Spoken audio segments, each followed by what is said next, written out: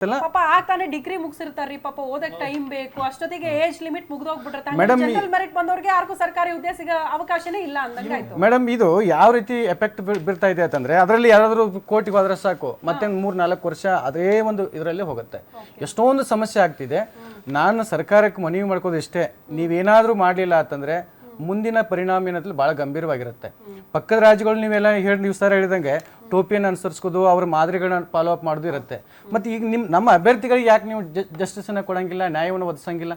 ಅದು ನಾವು ಮೇಡಮ್, ನಾನೇನು ಹೇಳೋದೇನು ಇಷ್ಟ, ಈಗ ಏನೇನು ನಾವು ಆಲ್ರೆಡಿ ಏನು ಪ್ರತಿಭಟನೆ ಮಾಡಿದ್ದೀವಿ, ಮುಂದಿನ ಪ್ರತಿಭಟನೆ ಈ ರೀತಿ ಇರೋಂಗಿಲ್ಲ. ನೀವು ಈಗ ಆ್ಯಕ್ಚುಲಿ ನೀವು 3 ವರ್ಷ ನೀವು ಹೆಚ್ಚಿನ ಮಾಡೇ ಇಲ್ಲ ಅಂತ ಅನ್ಕೊಳ್ಳಿ. ಯಾಕಂದರೆ ಕೋವಿಡ್ದಲ್ಲಿ ಹೋಯ್ತು ಅಂತ ಹೇಳಿದ್ನಿ. ಆಮೇಲೆ ಈಗ ಕನಿಷ್ಠ 5 ವರ್ಷ ಮಾಡಲೇಬೇಕು. GMಗೆ 30 ಮಾಡಬೇಕು, OBCಗೆ 33 ಮಾಡಬೇಕು. ಇನ್ನು ಉಳಿದಂಥದ್ದು ಎಲ್ಲರಿಗೂ ಇದೊಂದು ಬಾರಿ 5 ವರ್ಷ ಮಾಡಿಬಿಡ್ಲಿ. ಆದರೆ PC ಎಸ್ಪೆಷಲಿ ಅದನ್ನ ಫಿಕ್ಸ್ ನೀವು 30-33 ಮಾಡಲೇಬೇಕು. ಇದು ನಮ್ಮ ಸ್ಟ್ಯಾಂಡು. ಇದು ಮಾಡೋದಕ್ಕೆ ಬಿಡುವುದೇ ಇಲ್ಲ, ನಾವು ಹೋರಾಟ ಬಿಡುವುದೇ ಇಲ್ಲ. ಓಕೆ ಕಾಂತಕುಮಾರ್ ಸರ್, ಮೋಸ್ಟ್ಲಿ ತಮ್ಮ ಅಂಡರಲ್ಲಿ ಸಾಕಷ್ಟು ಜನ ವಿದ್ಯಾರ್ಥಿಗಳು ಬೇಡಿಕೆ ಇಟ್ಕೊಂಡು ಸತತವಾಗಿ ನಿಮ್ಮ ನೇತೃತ್ವದಲ್ಲಿ ಹೋರಾಟಗಳಾಗ್ತಾ ಇದೆ, ಬೇಡಿಕೆಗಳನ್ನ ಮುಂದಿಟ್ಕೊಂಡು ಹೋರಾಟಗಳನ್ನ ಮಾಡಿದ್ದೀರಿ.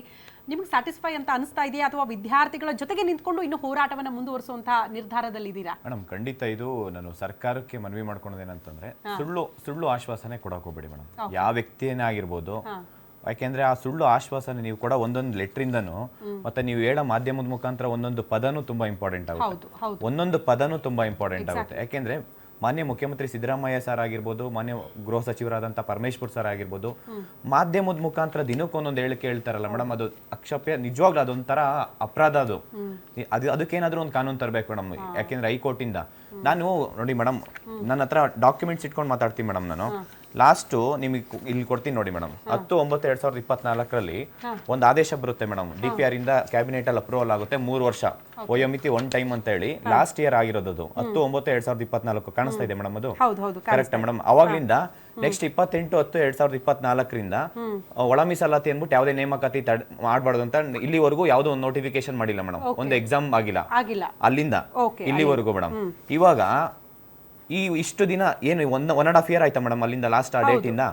ಆ 3 years ಪ್ಲಸ್ 1.5 year ಅಂತಂದ್ರೆ 4.5 years ನಾವು ಕೇಳ್ತಾ ಇರೋದು ಪ್ರಾಮಾಣಿಕ ಪ್ರಯತ್ನದಿಂದ. ನಮ್ಮ ಬೇಡಿಕೆ ಏನಂತಂದ್ರೆ ನ್ಯಾಯಯುತವಾಗಿದೆ ಮೇಡಮ್. ನಾವು ಕೇಳ್ತಾ ಇರೋ ಬೇಡಿಕೆ ನ್ಯಾಯಯುತವಾಗಿದೆ. ಪ್ರತಿ ಪರೀಕ್ಷೆಯಲ್ಲೂ ಕೂಡ ಯಾರೇ ಆಗಿರ್ಲಿ ಮೇಡಮ್, ಈಗ ಓದ್ತಾ ಇದಾರೆ ಅಂತಂದ್ರೆ ತುಂಬಾ ಕಷ್ಟಪಟ್ಟು ಓದ್ತಾ ಇರ್ತಾರೆ.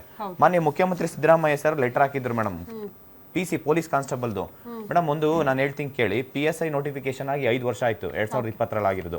ಅದ್ರದ್ದು ವಯೋಮಿತಿ ಇರೋದು 30 ವರ್ಷ SC ST ಮತ್ತೆ OBCಗೆ, 32 ವರ್ಷ, ಜನರಲ್ ಮೆರಿಟ್ಗೆ 30 ವರ್ಷ ಇದೆ ಮೇಡಮ್. ಈಗ ಅದನ್ನ 33 ವರ್ಷ, 3 ವರ್ಷ ಕೊಟ್ರೆ 33, 35 ಆಗುತ್ತೆ. ಈಗ 5 ವರ್ಷದಿಂದ ನೋಟಿಫಿಕೇಶನ್ ಆಗಿಲ್ಲ ಅಂತಂದ್ರೆ ವಯೋಮಿತಿ ಇದಾಗಲ್ವ ಮೇಡಮ್? ಅದು ನೆಕ್ಸ್ಟ್ ಬಂದ್ರೆ PC ಮೇಡಮ್. ಈಗ ಪ್ರೆಸೆಂಟ್ಲಿ ಏಜ್ ಲಿಮಿಟ್ ಇರೋದು 25 ಜನರಲ್ ಮೆರಿಟ್ಗೆ, SC ST OBCಗೆ 27 ವರ್ಷ ಇದೆ. ಲಾಸ್ಟ್ ಒಂದು 5-6 ವರ್ಷದಿಂದ ಕಂಟಿನ್ಯೂಸ್ ಆಗಿ ಮಾನ್ಯ ಮುಖ್ಯಮಂತ್ರಿ ಸಿದ್ದರಾಮಯ್ಯ ಸರ್ ಅಪೋಸಿಷನ್ ಲೀಡರ್ ಇರ್ಬೇಕಾದ್ರೆ ನಾನು ಕಾಯಂ ಮಾಡಿಸ್ತೀನಿ ಅಂದ್ಬಿಟ್ಟು ಅವರೇ ಪತ್ರ ಬರೆದಿದ್ದಾರೆ ಮೇಡಮ್.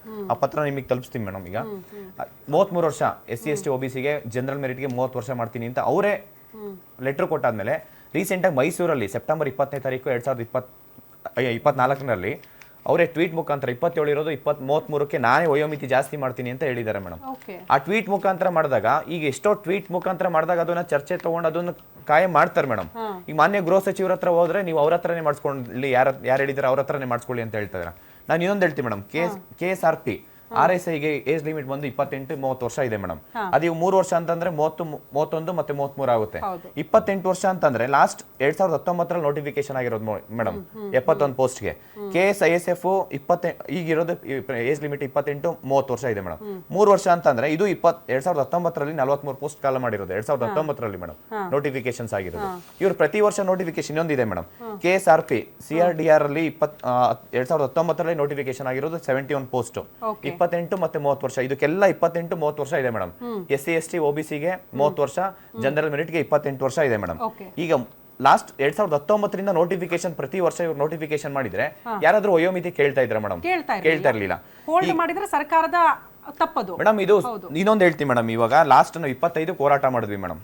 26ನೇ ತಾರೀಕು ಈ ವಯೋಮಿತಿ ಬಗ್ಗೆ ಚರ್ಚೆ ಮಾಡಿ ಕ್ಯಾಬಿನೆಟ್ ಅಲ್ಲಿ ಅಪ್ರೂವ್ ಆಗಿ ನೆಕ್ಸ್ಟ್ 26ಕ್ಕೆ ಇವ್ರು ಸಿಗ್ನೇಚರ್ ಹಾಕಿದ್ದಾರೆ ಮೇಡಮ್. 26ಕ್ಕೆ ಇವರು ಮಾನ್ಯ ಗೃಹ ಸಚಿವರು ಒಂದು ಇದು ಮಾಡಿದ್ದಾರೆ ನೋಡಿ ಮೇಡಮ್, ಇಲ್ಲಿ ಸೈನ್ ಹಾಕಿದ್ದಾರೆ. ಫಸ್ಟ್ 2 ವರ್ಷ ಮಾಡ್ತೀನಿ ಅಂತ ಹೇಳಿದ್ರು. ನಾವು ಹೋರಾಟ ಮಾಡಕ್ ಮುಂಚೆ ನಾವು ಬರೀ 2 ವರ್ಷ ಮಾಡ್ತೀನಿ ಅಂತ ಹೇಳಿದ್ರು. ಓಕೆ, ಹೋರಾಟ ಆದ್ಮೇಲೆ ಇದು ಅಲ್ಲಿ ಈ 3 ವರ್ಷಕ್ಕೆ ಈಗ 3 ವರ್ಷಕ್ಕೆ ಅಲ್ಲಿ ಬರ್ದಿದ್ದಾರೆ ನೋಡಿ ಮೇಡಮ್, ಹಿಂಗ್ ಕಾಟ್ ಹಾಕ್ಬಿಟ್ಟು ಮಾನ್ಯ ಗೃಹ ಸಚಿವರಾದಂತ ಪರಮೇಶ್ವರ್ ಸರ್ ಸೈನ್ ಹಾಕಿದ್ದಾರೆ ಮೇಡಮ್. ಅಲ್ಲಿ 29 ಇದ್ದು 30 ವರ್ಷ ಮಾಡಿದ್ದಾರೆ, ಅಂದ್ರೆ 3 ವರ್ಷ ಮಾಡಿದ್ದಾನೆ ಅಂತ ಹೇಳಿ. ಈಗ ನಾವು 25ಕ್ಕೆ ಹೋರಾಟ ಮಾಡ್ತೀವಿ, 26ಕ್ಕೆ ಇದು ಲೆಟರ್ಗೆ ಇದಾಗುತ್ತೆ ಮೇಡಮ್, ಸೈನ್ ಹಾಕಿರ್ತಾರೆ. 26ಕ್ಕೆ ನೋಡಿ ಮೇಡಮ್ ಡೇಟ್ ಇದೆ, ಅವ್ರು ಸೈನ್ ಹಾಕಿರೋದು. ಮಾನ್ಯ ಗೃಹ ಸಚಿವರಾದಂತ ಪರಮೇಶ್ವರ್ ಸರ್ 26ಕ್ಕೆ ಸೈನ್ ಹಾಕಿದ್ದಾರೆ ಮೇಡಮ್. ನಿನ್ನೆ ಎಲ್ಲ ಮೊನ್ನೆ 28ಕ್ಕೆ ತುಮಕೂರಲ್ಲಿ ಒಂದು ಸ್ಟೇಟ್ಮೆಂಟ್ ಕೊಡ್ತಾರೆ ಮೇಡಮ್. ಏನಂತ ಕೊಡ್ತಾರೆ ಅಂತಂದ್ರೆ, ನೆರೆಹೊರೆ ರಾಜ್ಯಗಳಲ್ಲಿ ನಾವು ಎಲ್ಲಾನು ತರಿಸ್ಕೊಡ್ತೀವಿ ಅಂತ ಹೇಳಿ ಮೇಡಮ್. ನೆರೆಹೊರೆ ರಾಜ್ಯಗಳಲ್ಲಿ ನಾವು 20 ಸತಿ ಕೊಟ್ಟಿದೀವಿ ಮೇಡಮ್. ಇದೆಲ್ಲ ನೋಟಿಫಿಕೇಶನ್ಸ್ ಮೇಡಮ್. ಬೇಕಾದ್ರೆ ನಿಮ್ಗೆ ಬೇಕು ಅಂತಂದ್ರೆ ಒಂದ್ಸತಿ ನೋಡ್ಕೊಂಬಿಡಿ. ನೋಡಿದ್ರೆ ಸ್ವಲ್ಪ